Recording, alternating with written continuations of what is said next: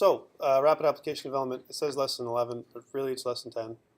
It's our files from lesson 11, or chapter 11 from our source book, but it's really still lesson 10. Today we're talking about data files, and like I mentioned to you guys over the last couple weeks, database and data files, you need those two things in order for you to do your assignment, the next one, right? So if you haven't touched your assignment number 3, I think is it 3 or 4? 4 now, right? Then this is the reason, right? Because you need to know how to do data files. There's going to be a couple of finicky things we're going to talk about today, and then next week we're going to hit object-oriented programming and visual inheritance, which is kind of cool, right? So using forms next week, you build your form, and then from there you don't have to rebuild anything. You just inherit from your base form. But we'll talk more about that, like I said, next week. And today we're going to talk about a couple things. There's a couple ways of doing file manipulation in, with C# and .NET. There's the standard way using streams, and there's the, I'd like to call it kind of like the cheap, fast and dirty way without using streams. Right? Either way, you've got to use this system.io library that we're going to talk about. We're also going to talk about some standard open file and save file dialog boxes that you need to use that are going to be required for both your next assignment and the exam. Right? So you need to kind of understand those things. And again, we talked about this last time. Anything that we talk about here is open game, free. It's kind of fair game for the exam. And I'm going to try and cover as much as I can, and try not to hit you with stuff that you see in the last day. So I'm not going to, next week would be, I believe, it's not the next week, but the week after is the final lesson, and then it's the exam on the 12th, right? So you only have a few weeks left, pretty much, right? So next week, and then the week after. I'm going to try the week before the exam to do a bit of an exam prep with you guys, right? I'm going to try, see how that works. Sometimes we can get through it, and when we do exam prep, it works well, and people do well in the exam. Sometimes people don't show up on that day because, for whatever reason, it's the 13th week, and the next day I have lots of assignments due. Yes? Exams the second week of December, right? Yes, December the 12th. So it's Thursday the 12th, which is also when it's going to be like a 2.5-hour exam again, in that range. And again, there might be some part of it, like I talked about last time, that you will have to fix. So I'll give you a form, it's broken, some kind of thing, and then you're going to find the faults, and you'll get points for fixing it. There might be other parts that you've seen once, right? And I've got the documentation online there, and then and there's some other things you've seen before, and now you've got to kind of put everything, adapt everything, and put everything together from the things you've seen throughout the course. So anything from the course, not just this half, is good for the exam. Okay, so let's talk about data files. This is the way we're talking about. When I say data files here, we're not talking about data streams. This is the first way of doing it. This is the fast and dirty way.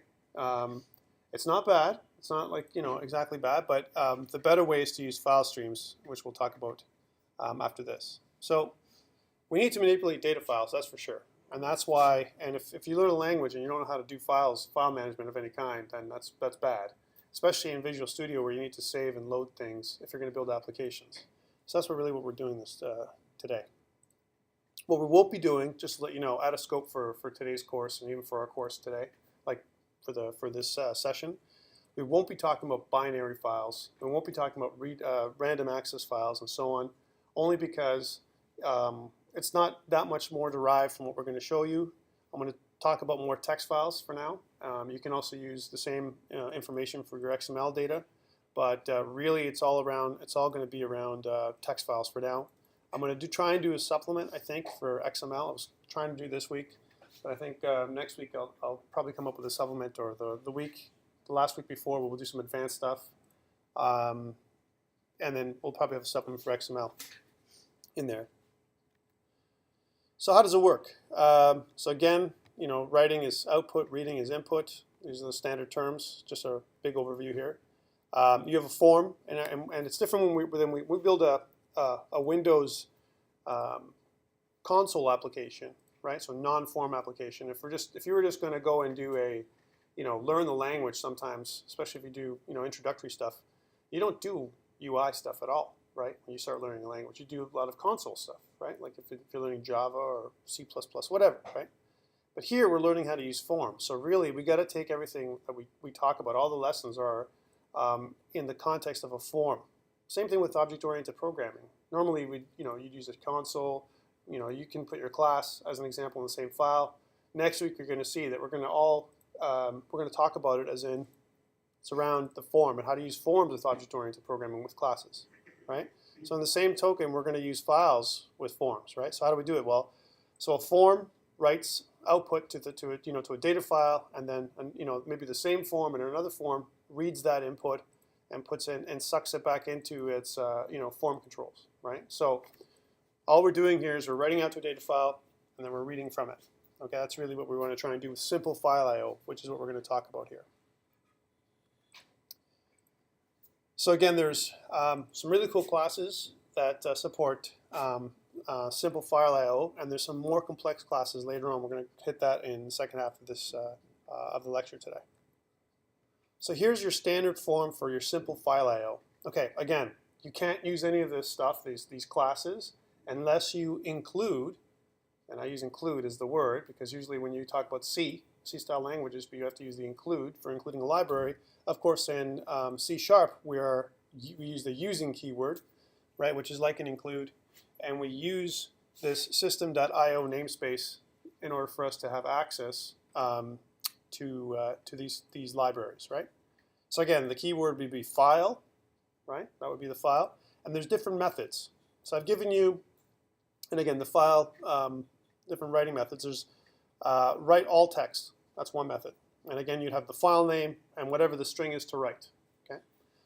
ReadAllLines, file name, and then an array of lines that you're going to write, right? And then AllText, which is your file name and your string to write, and of course the append, it adds it on to your file. So there's three different methods here that I'm showing you, and there are others. Okay, lots of other stuff that you can do with your file class. Well, we're just talking about writing files right now. We'll talk about reading files in a second. So how does it work? So again, if the file already exists and you use ReadAllText and ReadAllLines, file already exists, it's overwritten. And if you, again, the append AllText, the new data, it's written at the end of the existing file, right? So here's some examples. File, ReadAllText, and then if you notice here, this is a static path, C:\/ finalCount.txt, right? Highly discourage you, highly, from using a file path like this, okay? Because again, C:\/ finalCount.txt might work great for you, but you give me that file when you upload your assignment, and then for me, it don't work because my, computer is laid out a little differently. Your file may not appear exactly where you think it's going to appear, and so on. So this is absolute path, and what you want to do is do a relative path, which we're going to talk about in a bit. But again, it's there. So this is how you would do it, right? And if you notice, the backslash is okay there, right? So it's not like you need a control character or anything like that. This works just fine. And then again, if you notice, it's count integer and then toString. You're sending that all to your right by using ReadAllText. Here's another one. The next line here is I'm defining a string array. Again, whenever you see these brackets, and you thought if we're going to talk the language here, right? We read it like this. Okay, so string array phone data is a string array, and we're instantiating a new object, a new string that has 10 memory locations, right? So a string of 10, which is 0 to 9 from an index perspective, right? Here we're using the file.WriteAllLines method, and we're using the same textfile.txt. And if you notice, there is no C:\/ here, and we're going to talk about where it normally goes to in a second. And you're going to send over this phone data, all the string array that we've just created. It's going to take this whole string array and dump it into the file. Okay. And here's the next example, which is file.append AllText. So here's your names, a names.txt file, and then a name string. Okay, so far, all we're doing is we're showing you the methods of how we're going to pump this stuff out to the file location. Similarly, when we talk about ReadAllText and ReadAllLines, it's the same kind of thing, right? And if you notice, here's the ReadAllText method, right? So we're reading files, and we're going to put it into a string as an example. So here I'm saying file.readAllText, and ReadAllText, what you're going to do is you're going to dump all of your text into a string as an example, and here's your file path.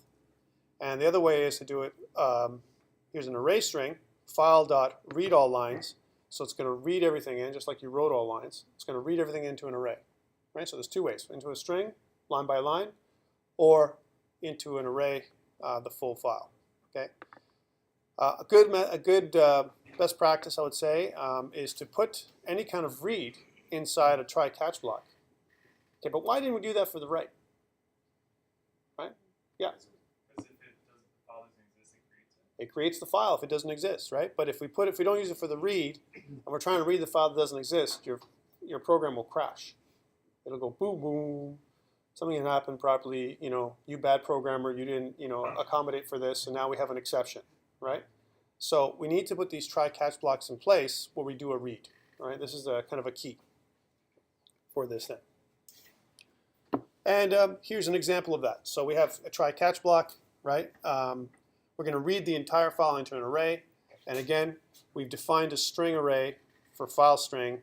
And we're going to read all lines. So here's your text file into the string array, this file string array, right? And then we're going to display the array in a list box. Here's an example. So if we have something called phone list box, a control on the form.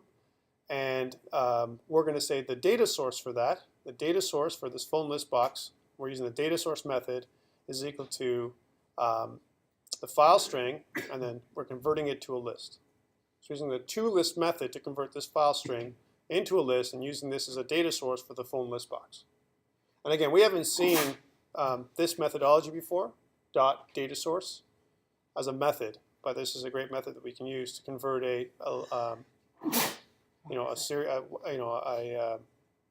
data from your file into a phone list or a list box. If the file doesn't exist, in the catch block, we use this message box.show saying file or path not found or invalid, and this is the basic. Again, if you see all the examples that are online in Blackboard, you'll also know some other things that I put in the message box.show method. What we use is, this is just the message that comes out, but we also kind of put a title string, usually like error would be some kind of title string, right? And then maybe some kind of button. Message box buttons .ok would be okay. It would be like, hey, click the OK button so you can continue. Otherwise, you have a modal text box that comes up, that shows up the message box, and you can't get rid of it unless you press OK, or the X. And maybe some kind of icon, right? So exclamation would be your typical icon. So this is something that's missing from here, but we use it regularly in our examples. And then here's the ReadAllText method again, an example, where we're reading the entire file into a single string, right? So here's our file string. As an example, we're defining a file string. And now we're using the ReadAllText from the textfile.txt file that's on your system. And what we're going to do is we're going to split the string into individual fields of a string array. And the way we're going to do that is every time we read the file, what we're going to do is we are going to split the string, and we are going to split it with a \n. What's a \n? It's a I'm going to take someone else now. \n. What is that? Go ahead. A new line escape character, right? So we're looking for this new line escape character because when you write files, right, it also includes a lot of times this new line character, and what we're doing is we're using it as a delimiter, right? And by the way, there's ways of putting other kinds of delimiters in files as well, which we're not going to cover, but I encourage you to look it up using delimited files. For example, a pipe character, a comma, whatever you're going to use. And then what we're going to do is we're going to split the string that way. Every time we see a new line, we're going to split the string into another, because this is a string array, we're going to take that field string and we're going to put it into another place in the array. And then here we have phone list box items.add range, and we're going to take that whole field string and put it into the list box. Okay, so another method for doing the same kind of thing. So where do these bloody files, what do they exist anyway? If you don't use absolute pathing, like C:\/ my file, wherever my path is, right? Where do they appear? Well, where they actually do appear is in the bin debug folder. So under the bin folder, under the debug folder underneath that, you have this is where you find your the standard position for your text files when we have a project. So let's take a look at that. So I'm going to go right into our Visual Studio, and let's start a new project. So here we go, new project, and I'm going to call this lesson. Even though it's lesson 10, it will be lesson 11, and I'll say file demo. Start a new file, new project. Here it is. So here's my form. Well, look, I don't see it anywhere, right? If you look on the right here, here's my my Solution Explorer, right on the right-hand side. Where are those files, right? Well, the thing to note is on the top of my Solution Explorer, there's a lot of all these controls we don't normally touch. And if you hover over them, pending changes, sync with active document, refresh, and here's collapse all. There's also this other little ellipses here. And if you look at it, there's a couple of other options here. One of them is show all files. All right, so it's on your Solution Explorer. It could actually be there. Mine might be hidden because of the size of my Visual Studio and because we're looking at it on the screen here, but this is the file. You click that. When you do that, it shows all your hidden files. For example, here's your bin folder, and underneath your bin folder, this is where it would normally be. Under lesson 11, if I was going to have a text file at all, here's where it would be. Right? So this is where my file would be housed. So how does it look? Can I create a file? Right? Well, if I right-click onto it, and if you notice, I don't have an option to physically create a file here, but for the purposes of our example here, I'm going to open the file in our File Explorer for Windows 8. So here we are. So this is our bin debug folder as an example for this particular project. The other thing to note is, remember we talked about this, if you wanted to use your application outside of just Visual Studio environment, you want to pass it to a friend. He doesn't have Visual Studio, but you want to give him this little application that you built. For now, you can give him this executable file, right? File demo vs host executable, and it would work, right? Because it's in the debug, in this bin debug folder. But for now, what I really want to do is I want to create this new file. So I want to say new. Maybe I want to create a new text document, and in here I want to call it maybe my file, and it's text, right? .txt, just so we can see it in our lesson. And if I refresh now, here's my back to Solution Explorer, I refresh, and here's my file.txt, right? If I actually click on this once, right, it actually brings up the contents of the file in my IDE here in Visual Studio. So if I was ever going to have any contents in my file.txt, it would appear here in this file. And it's funny, I don't have to double click on it, just like I don't have to double click on any of the .cs files, right? So from a file management perspective, let's go back, and if I just kind of collapse this this little section here, and if I hide the files, so I don't care about seeing all files, again, here we go, and I go back to my program, if I click on my program just once, right, it'll bring it up just like it does for my text file, right? Because it's not a design document, right? And if you notice, if I look at my design document, I have to double click on it for me to actually physically see this form, right? Of course, there's other ways around it as well. But let's go back. So here's this is my CS file, again from my main code, right? And it houses my main method for my application, right? And if I go back to see the file again, and I go back into this section here, I look show all files, go into the bin folder, into my debug folder, and click on my file.txt, I could simply inject information in here for our purposes. because we want to be able to have a file to read and write from, I could do that. I'm not going to. We're going to kind of design it ourselves here in our little example. All right. So back to this. Here's our solution explorer. So this is how you really find, and this is, I'll be honest with you, from a relative pathing perspective, when you're working with files, unless you specifically say otherwise, this is where they go. Okay, when you save a file, it's going to look there first. You can redirect your stuff to look anywhere you want, but the standard position is going to be in your bin/debug folder. All right. Before we handle .NET file handling, I want to take a look at a couple of examples, right? And I've got them. I'm just going to go back to Visual Studio. I'm going to close this little thing out for a second. And I got these examples that I give you every week, even though we do this kind of video and we do the lesson in class.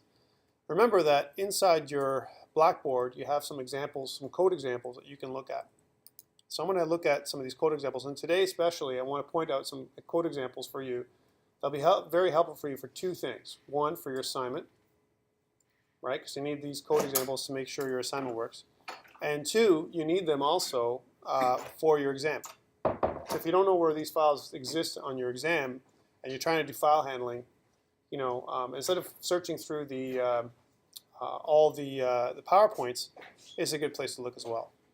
So I'm going to open up a solution, and here, as an example, I'm going to look down where I have my lesson 11, and I'm going to look at simple file read. Okay, this is the lesson that I'm looking at. I'm going to open up the solution. Here we go. And in the solution that I've kind of put together, and by the way, this is a converted solution from VB, but it's perfectly fine. I had to rewrite this one. And typically what I need to do is I rewrite all of them, right? Because again, some of them don't quite work as well. So here's our form. We have it's called display name phone and phone file. I have a couple of buttons here. I have a back button, and I have a next button, and I have an exit button. Here I'm reading the file. So if I'm reading it, what do I need? I need try-catch blocks, right? So let's take a look. So here I've got a couple things. One thing to point out is every time we use file I/O, simple file I/O, we need to have this system.io. You have to add this into your using header, right? If you don't have the system.io inside the header of your file, you will not be able to use your file class. Okay, so a couple things I've done here at the top of my class, my form. I've included a field count integer, and I've initialized it to 0. And I've also included a string array called field string. So that's kind of like a class variable, if you will, or a class member. We're going to talk about that. An instance member is what it's really called as we move into object-oriented programming for next week, right? And inside my display form, so as soon as I load up my my form, here's where I'm going to originally I'm going to start mapping out information that's going to come from my text file. So I'm going to just make this a little wider so we can see the file here. All right, so here it is. So there you go. If you notice, my display form load event handler is where I'm going to start doing stuff, right? And I got to put this in this try-catch block structure, because if I don't, if I'm looking for a file, and in this particular case I'm looking for textfile.txt because I'm creating a string, a file name. I'm using this file name and it's going to be called textfile.txt. I'm looking for that, and if I look inside my bin debug folder, well, here it is, textfile.txt. So I know it's there, but let's suppose it wasn't, and if you didn't have these try-catch blocks, again, you'd error out, and then you'd feel like a dumb programmer because, you know, try-catch blocks, if you don't use that and you don't catch an exception, or you don't prepare for this type of exception possibility, then it's bad, right? From a best practices perspective. So a couple things. So I've done a couple things here. So I'm reading the entire file into a single string, right? So here's my file string, right? I've defined it, and I'm saying I'm using the file class, and I'm using the ReadAllText method, right? When I hover over these things, IntelliSense kind of pulls up what it can do, right? It says these are the potential exceptions. Programmer, right? Argument exception, an argument null exception, an IO path too long exception, and so on. A bunch of little exceptions that can come up. Security exception, and so on. That I might have, right? Here's the file name. And again, I've used this local variable file name, which is textfile.txt. It's going to read it in, and it's going to put it inside file string. Right? Well, file string is great. And if you notice, we did use, if I just scroll up here again, this instance variable or instance member class variable. I'm using different names now so you understand what I'm doing. This is available to anyone, anything in the class itself. This field string is what it is, and I'm taking this file string and I'm splitting it every time I see this \n, which is an escape sequence for new line, right? Every time I see that, I'm going to split the file at that particular position, and I'm going to put it into my field string, right? So that's all I'm doing. I'm splitting it every time. It's going to keep doing that, and it's going to create this, inside my field string array. I'm going to take my file string and split it up and put it in different positions, different memory locations. Okay. There's something else to note here, right? My name textbox.text. I'm taking my field string. Here's a method that I've used here. My field count integer, right? Field count integer, which is again a class variable that keeps track of which my index I'm looking at right now, right? And I use my phone textbox.text. That's the second field. And I take my field count integer and I add 1 to it. Okay? And I've loaded, so basically, in my form, when I load this form up, my name text box and my phone text box is going to get the information from the file, the first piece of the file from my file array string, okay, or string array. So that's the first thing that's going to load up in here. And that's going to happen, again, on form load on this event. Okay? Here we are in the catch. If somehow the file doesn't exist, I'm going to do two things. I'm going to say unable to access file, and then I'm going to put in there, again, this file name, whatever the file name is. This plus, of course, appends the file name to this string, unable to access file. Okay? And then I say at least I want to put in some kind of file error. Let's add a couple things here as well since we're doing it.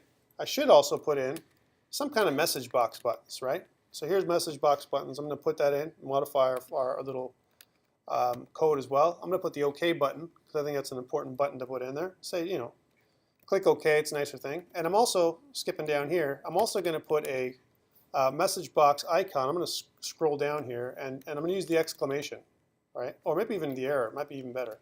Hey, error. There is no file of this name, right? Now we shouldn't see this message box anyway because we know, again, looking at the bin debug folder, that this text file does exist, right? Let's run the file. So we'll save and run. And if you notice, here we go. I've got the name 1, and then kind of this false phone number 1111111. Okay, so that's the first thing. If I click my exit button, I'm not going to go to my backend next. I'm going to kind of talk about that in a second. I'm going to go use my exit button to go back. And in design view, what I also want to do is let's take a look at that file. So under debug, I'm going to click on it once. I'm going to click on it once, and here it is. So here's my file. So I've got 1, 1, 1, 1, 1, 2, and so on. And if you notice, it's both fields are in order of the way they've been written. Yes? When you're reading from a file, is it delimited by a space, or is it delimited by like a character? Right now, it's not limited at all, right? The carriage return is in there. So yes, that's technically a delimiter, right? But because when you write, it depends on the way you write, the methodology you use. If you write lines, one line at a time, right, to your text file, then it's going to add in that new line delimiter. We're going to look at that when we write. If you don't, when we read it, we're reading it. If you notice, there's somehow each line, there's one line, then goes to the next line. In order for it to do this, there's got to be in here, and we can't see it, a delimiter, a new line character, right, that we're reading in as well. And that's what we're using as a delimiter to split the string. So we're saying, read my entire file into a string, and then every time I see this new line delimiter, which we can't see here in our text file, but exists, right? It's in the code. It's a tag, it's an invisible tag we can't see, right?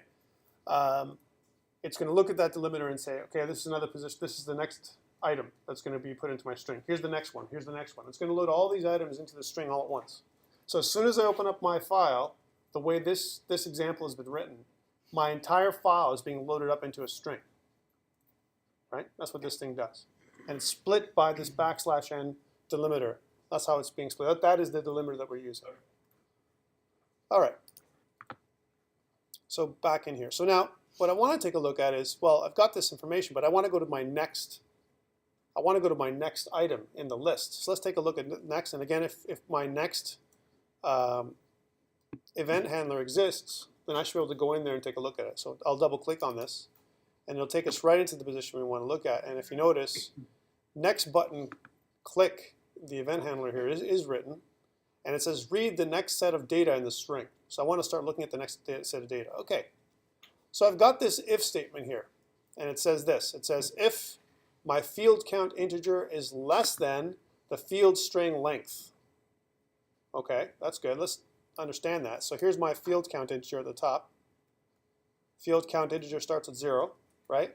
And my field string has a length. So far, it's an array string, a string array of an unknown length. We don't know how long it is. And we're going to define that when we open up our file. Here it is right here. Our field string is going to be equal to as many fields as we need based on how big our file is, right?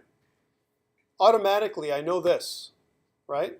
Right now, I'm looking at our field count integer is still 0 at this point, okay? It's still 0 because right now, even though I said +1, I'm not actually adding 1 to the field count integer. I'm just adding 1 in terms of finding out our index. I haven't added 1 yet, right? So let's go back to that next button click. And I don't want to add 1, do I? I want to add 2, right? Because the first field in our file is the name of the person, and the next field in our file is the phone number. And I want to capture both of those fields and skip to the next one, the next set of data, the next record, if you will, right? So I want to plus equal or increment my field count integer by 2. This is the method I've used to do this, right? There's other ways for sure of doing this. This is the one way I'm doing it. Okay, so my field count integer plus equal to 2, I'm going to do that. And then I'm going to go to this custom method that I've written called display data, right? And I've done it. Why did I create this display data method? Well, because I know that I might be using this more than one place. So here's the first place I use it, right? So I'm display data, and if I look at my display data method, it's going to do this. It's going to say, after I've incremented, in this particular case, I've incremented my my field count integer by 2, right? So now I've gone to the next record, okay? And it says this.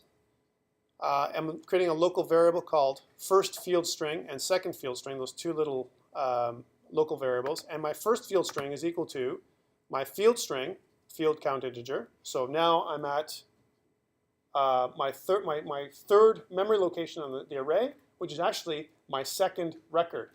My first record I've already read in when I loaded the form.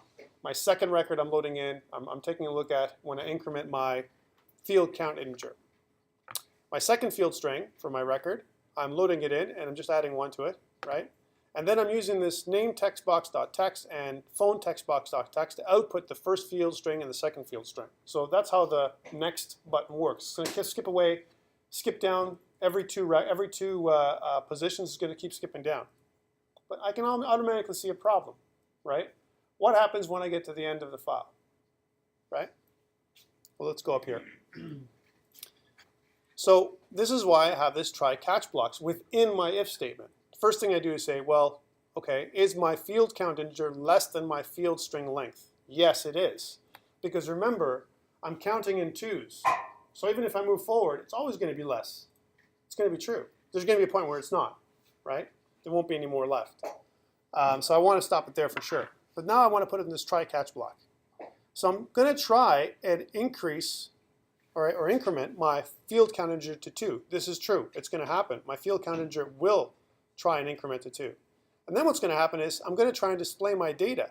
Well, if I go to my display my data method call here it is, right? I'm going to try and read field string field count integer. So if this fails, or if this fails, I go beyond the bounds of what I'm reading. If I actually do that, before I put in my name text box, my field string into my text boxes, because if I was to do this in one line, and by the way, I don't need these two local variables, first field string and second field string, I can just put them right into the text boxes. But the reason why I've used them is that way I read them into these strings, haven't output them yet to the text box, so they're in memory, and if I have an error, they don't get put into the text boxes. So I'm not going to fill a text box with a blank. Let me explain. So if I go back to my display form and I look at my text file, right? Here it is. So I start reading. So when I open my form, let's do it together. Let's do the count together because guys, this is what's going to confuse you and you won't get the right kind of data, right? So I start reading and I read the entire thing into my file, all right? Into a big string, okay? And that's split by this \n character. So now when I first load my data, I want to take this one and this one, these two positions in my field string, and I want to output them to the into my controls, right? I keep skipping along, and finally I get to this position, 6, the sixth entry, the sixth name and the sixth phone number, and I'm good. Now I go back and click next again.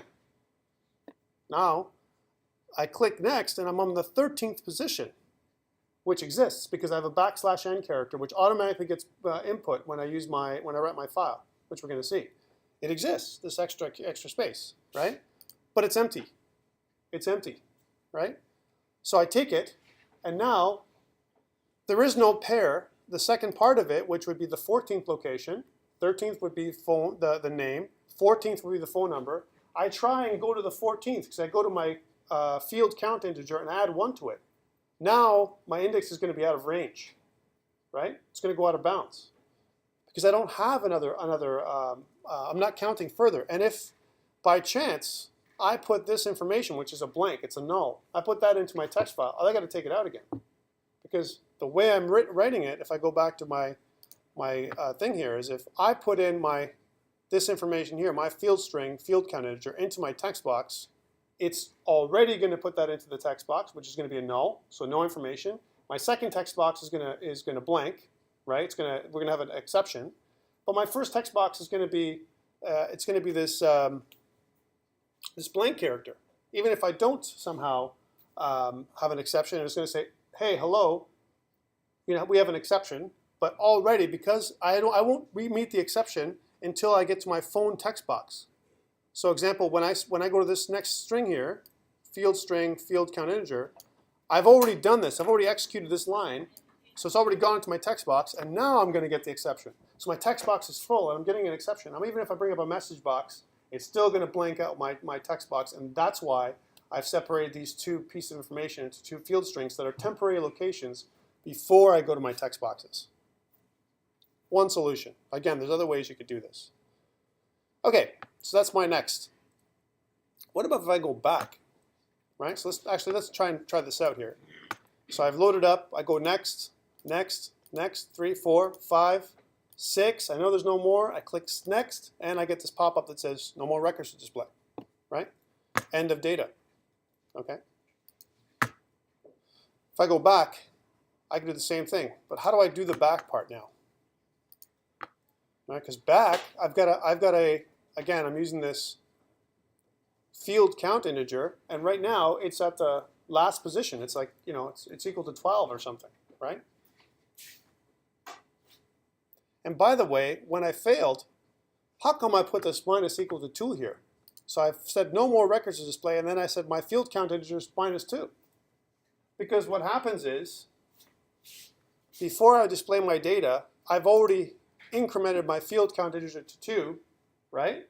So even if you have some kind of exception, I've already done that. That line's already been done.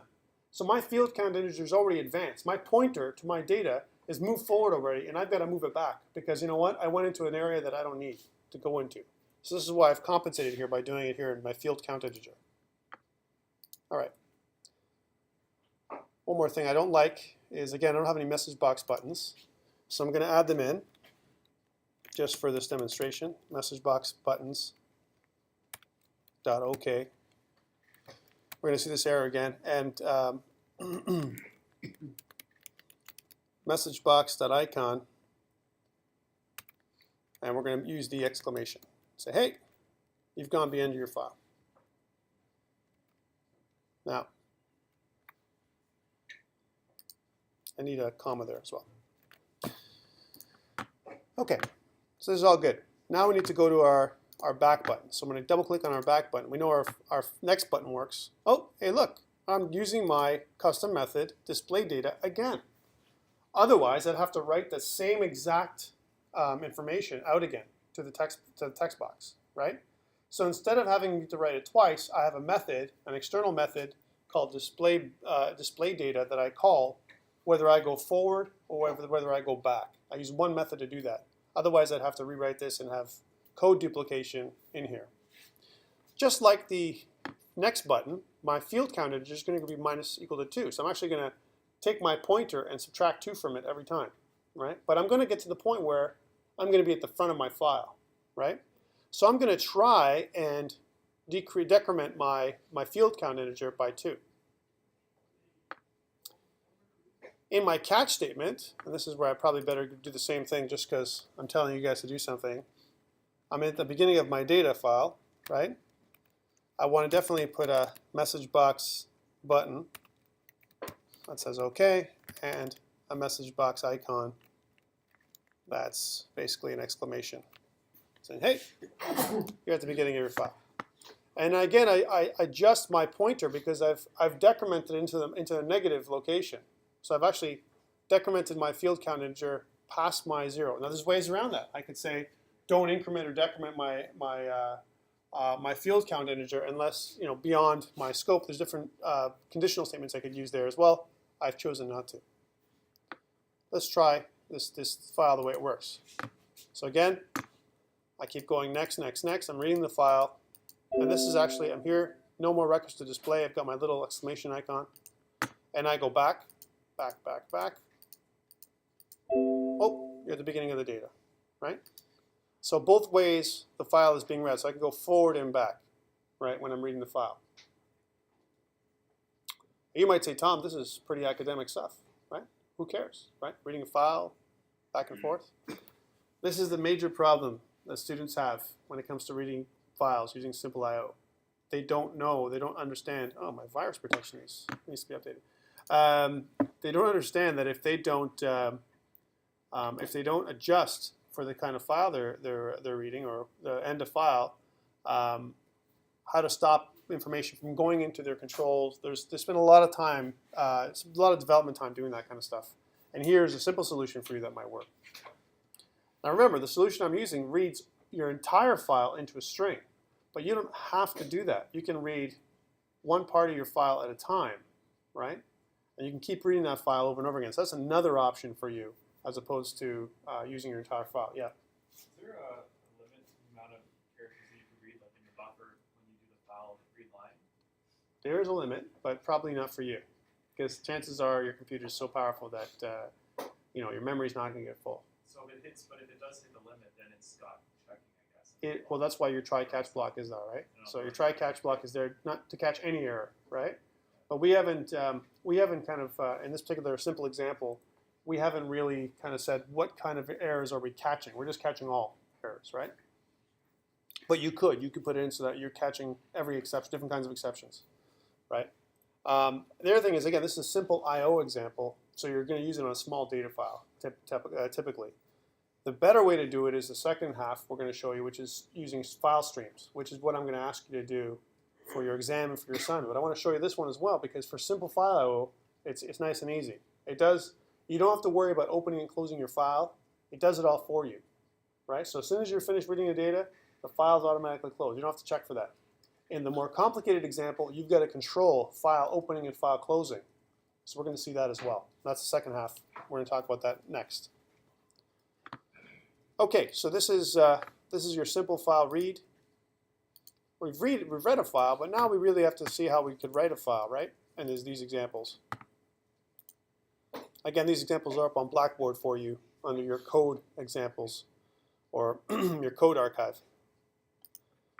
I want to look at lesson 11, simple file write. So again, using simple file I/O, not the streaming, not the .NET version.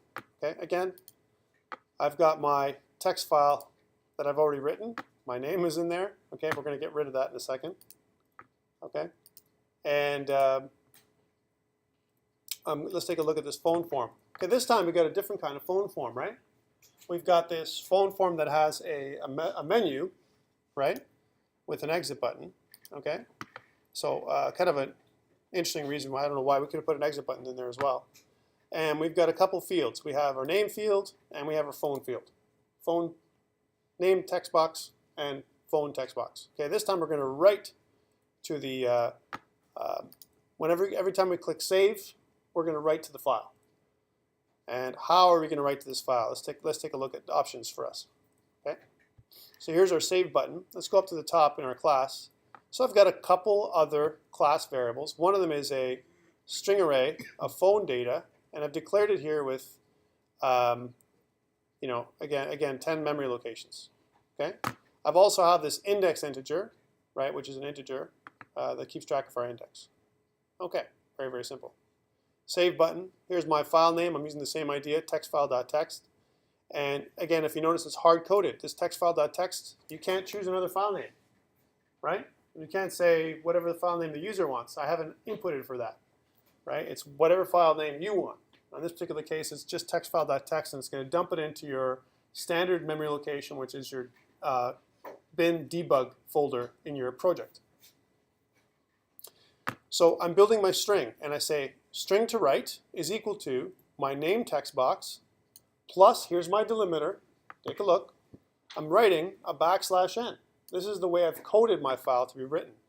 You don't have to do that. What if I didn't have this \n in here? It would write name text box text and phone text box in one line. And that's it. There wouldn't be a delimiter at all, right? So this is really our delimiter. I'm using a \n as our delimiter. I don't have to, right? I can use different kinds of delimiters. And if I was smarter, right, I could even mention the type of delimiter might be different for different types of fields. So I only have two fields. I could use one delimiter for my phone and another delimiter that I could use for my, my name, right, if I'm smart. And it's got to be something, some kind of character that's not being used in my string, special characters that I can choose. So I can say, hey, this is a name text box. And then if I was going to do my read, I would read for the type of delimiter, right? Not necessarily for the \n, which is the standard delimiter that is used. So I could write everything in one long stream. I don't have to kind of, you know, space it out so it's human readable like it is right now with \n. Okay, it's a solution. The great thing is it's so flexible. You could make whatever you want. You could code it. You can encode your text file any way you like, right? But here we're using \n as the delimiter. Okay. So it's writing \n, and I'm doing this string to write is the actual string. I haven't written anything yet to the file. I'm just building the string that I'm going to write to the file with. Okay.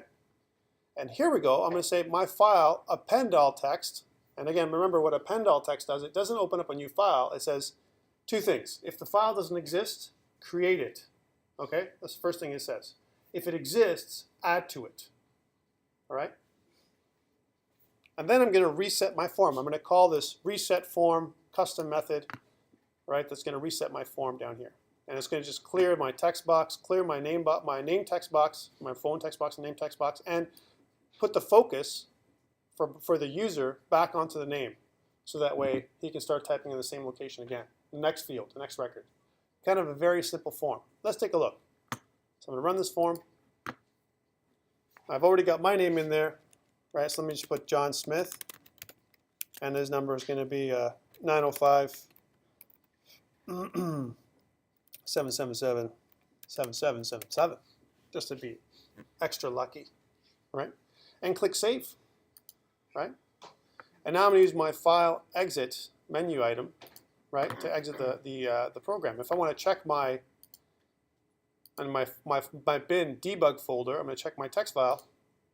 Here it is. I've got my name, and I've got John Smith, and I've got an extra delimiter. Why? Where did I get that extra delimiter from? Just put a delimiter right after. Wait, doesn't it auto delineate at the end of it? It does. It does. At the end of every write, it auto delimiters. It gives an auto, you know. It's right line. It's right line, right? So the thing is, right? What I'm doing is I'm actually writing in this extra delimiter, and that's where I had my problem when I was reading it in the read program that I made, right? So it's going to add onto these files over and over again. Again, there's no try-catch blocks. I don't need them because all I'm doing is writing out to a file, and it's going to work automatically, unless somehow, and this is where you might want to write a try-catch, all right? Unless somehow I don't have the access in the location that I'm trying to write to, it'll give me an exception, right? Or it could cause an exception, I should say. Okay, so kind of simple file read, simple file write, both ways kind of work well. For simple data, let's say as an example again, here's a strategy for you, and I've talked about this before. You don't want to, you've got file information you've read in from a database. Temporarily, you want to store that information. Instead of putting it into an array, you throw it into a file.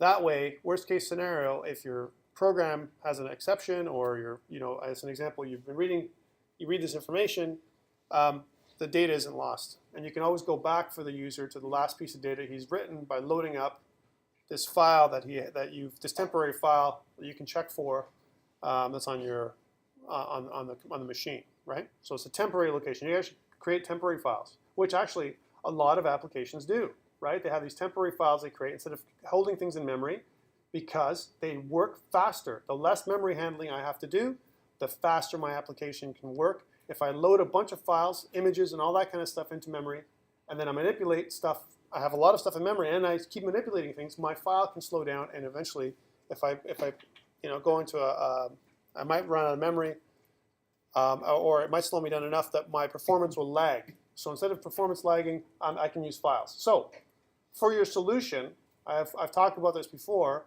We've talked about this pass the ball solution when you pass your data along from one form to another. Like I said, this could be another solution. Before you go to the next form, you're instantiating, throw your data into a file using simple file I/O, because hey, who cares? You're going to create this temporary file, and then when you get to the next form, load it back up again, right? So you're just doing a little bit of reading, writing before you get into the next form, even to the last form, right? You don't even take your data you don't need to the last form, right? You've encoded it, because you can encode it whatever way you want, right? You can encode your file or encrypt your file the way you like it. And at the end, when you get to your final form, you load that information back up. And worst case scenario, if something goes wrong in between forms, you've got your data in an encrypted format. So, food for thought. And this is a perfect time to stop before we go into .NET file handling.